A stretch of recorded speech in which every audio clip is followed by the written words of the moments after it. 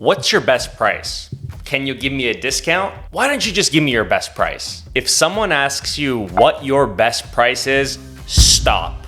Don't say anything. It is a trap that a lot of inexperienced sellers fall for, and it costs them a lot of money. But don't worry, because in this video, I'm gonna show you how you can turn your potential customers asking you, what is your best price, into a potentially really high value situation that might actually make you a lot more money. This is Sales 101. So over the past 10 years, I've worked for some of the largest tech companies on the planet, and these companies have spent tens of thousands of dollars training people like me and my coworkers through expert sales trainers to learn how to make the most out of situations just like this one, where people might ask you, what's your best price? And you don't really know what the best thing to do or say is. So this might actually be the most helpful video you ever watch on my channel if your goal is to make money by selling something. So please block off the next 10 to 15 minutes, watch this video in its entirety, take some notes. It will really help you. P.S. If you haven't already, I recently wrote a book on email copywriting. It's available on Amazon. I'll put it up on the screen. Check it out if you're really interested in selling stuff and you want to try using email to do that. All right, so let's get started. Let's say you are selling a service online. It could be freelancing services, copywriting, web design. You could be a virtual assistant. It could be a business service. It could be marketing service. It could even be services in person, like grass cutting, window cleaning, pressure washing, anything really. Whatever you're selling, odds are you will get some people who message you for the first time, and the first thing they ask is, what's your best price? A lot of you, especially if you're new to selling stuff, might receive a message like this and get excited. Oh my God, they're gonna hire me. They wanna know what my best price is. I should give them my best price as quickly as possible so I can get this job. Does that sound like you? If it does, no, don't do it. You're wrong. And I'm going to explain this to you with a really simple real world example that should be easy to understand. Let's say you want to buy a bar of soap. You go to your convenience store and you see a simple bar of soap on sale for $1. But as you're going to grab that bar of soap, right beside it, you see another bar of soap, kind of similar, but this one is only 75 cents. No problem. You went there to buy soap, you see one that's kind of similar and it's cheaper, you just grab the cheaper one, you buy it, and you go off on your way. But what if you wanted to buy a higher value thing? Let's say something like a car. When you're buying a car, you're probably going to multiple dealerships. You have to talk to a salesperson. You're probably going to go for a test drive and test a whole bunch of different cars.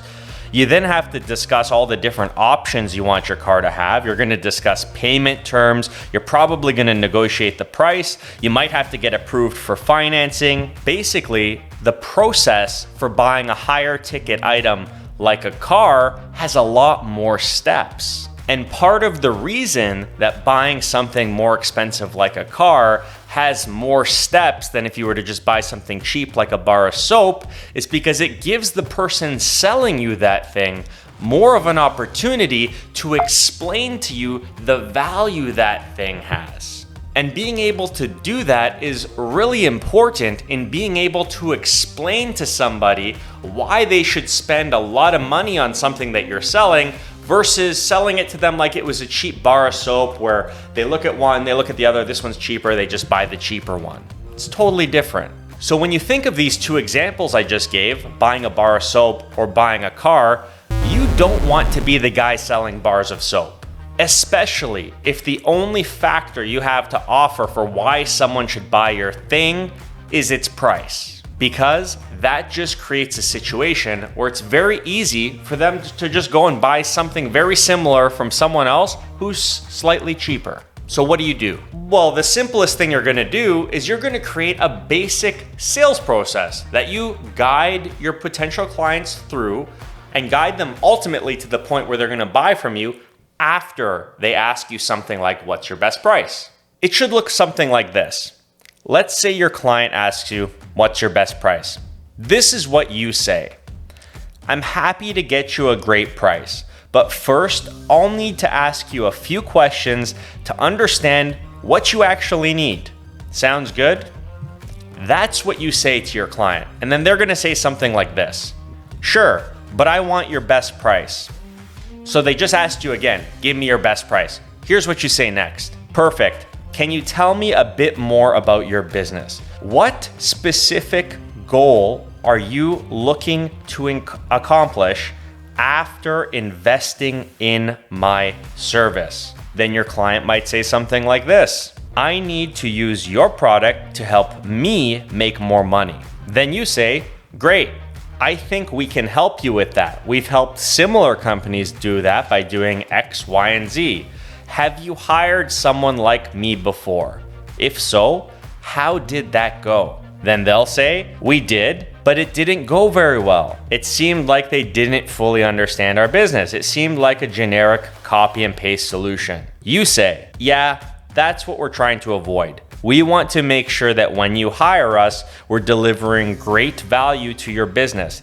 Typically, in order to do this, it helps if we can have a quick meeting with you and your team to fully understand how we can deliver the best possible service for you. Who else should we chat with other than you that can help us figure out these things? So that's where you ask them to give you time with them and the other people potentially in their team that might influence their decision to buy from you. This will help you make whatever you're selling a lot more sticky because you're getting them and their team to put more skin in the game. They're getting more invested into this process of buying something from you. Hopefully they'll tell you who needs to be involved. They might say probably me, my boss, and our management person.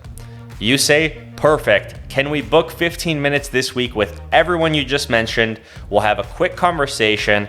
I'll be able to present you with a pricing proposal that we all know will align closely with what you need. How does that sound? They say sure, you book the meeting, you ask them a ton of questions.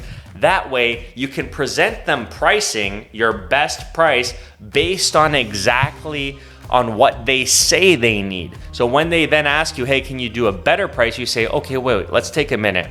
When we met, didn't you and your team say you needed this, this, this, and this? They say, yes, of course, we really need those things. You say, okay, great. Just wanted to make sure we're on the same page.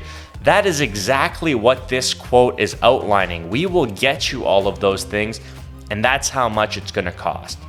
Doing that versus just picking a low price out of the air will help you actually get them to hire you a lot more of the time, and you're gonna sell whatever you're selling at a way higher price.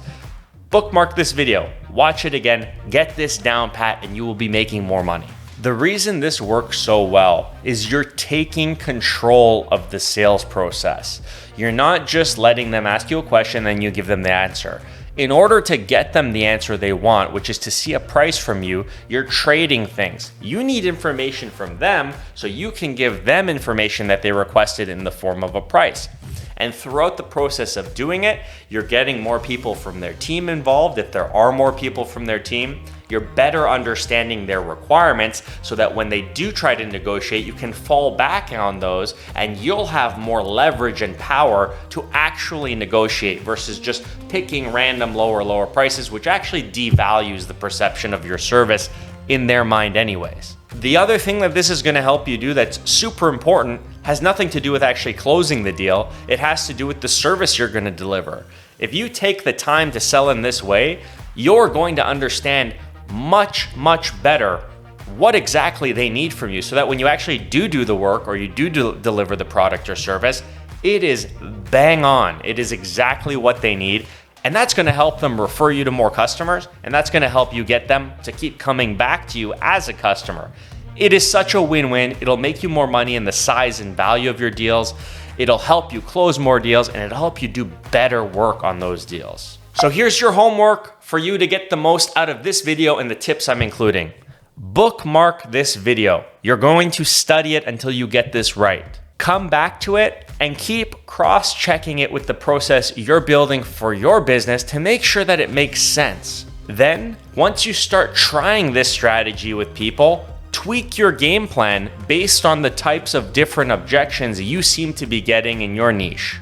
And then finally, come back to me, ask me questions in the comments if you're having trouble or you encounter something that you don't know how to respond to, and I'll respond and give you an answer based on what I would do in that situation.